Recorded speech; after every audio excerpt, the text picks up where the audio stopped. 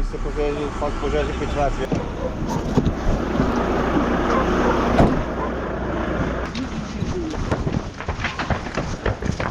Горить дерев'яна господарська будівля, площа 70 метрів квадратних.